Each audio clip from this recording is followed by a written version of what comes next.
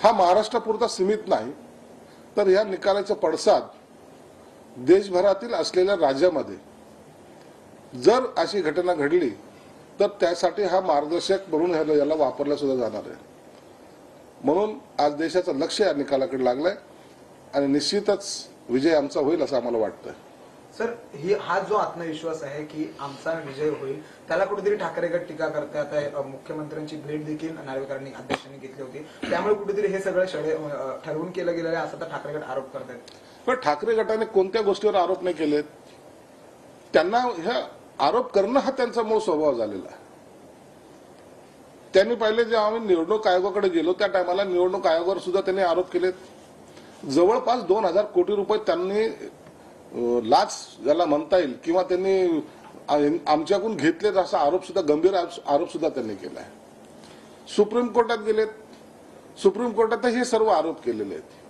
म्हणून तुम्ही आरोप करून काही होत नाही, परंतु बेसिक तुम्ही ज्या ज्या चुका केलेल्या आहेत त्या चुकाचा परिणाम या तुम्हाला निकालामध्ये दिसेल असं आमचं मत असल्यामुळं आम्ही त्याबद्दल आत्मविश्वास आमचा वाढलेला आहे.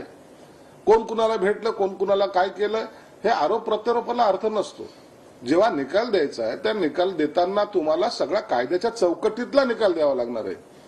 मला काय आवडतं किंवा मला काय वाटतं यापेक्षा कायदा काय म्हणतो याला जास्त महत्व आहे ना.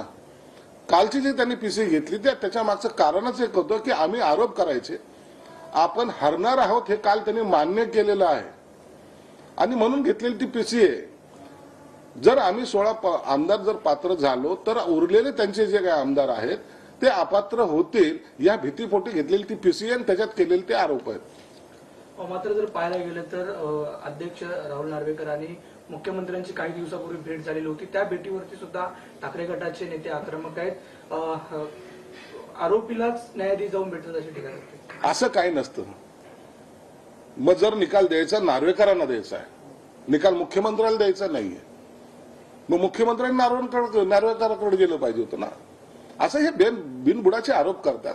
पर्सनल लिडरशिप वेगळा भाग आहे आणि कायद्याच्या चौकटीमध्ये काम करणं हा वेगळा भाग आहे. म्हणून तुम्ही त्या गोष्टीला कधी याच्याशी जोडू नका. असं जोडल्याने निकाल कधी बदलत नसतो. कोण कुणाबद्दल चांगले असेल, जज अनेक जज आहेत, सुप्रीम कोर्टाच्या जज पासून तर वकिलापर्यंत अनेकांचे पर्सनल संबंध चांगले आहेत. म्हणून काय ते वकिलाचं ऐकून सुप्रीम कोर्टचे लोक जज निकाल देतात का? जे कायद्याच्या चौकटीत आहे तोच निकाल द्यावा लागणार.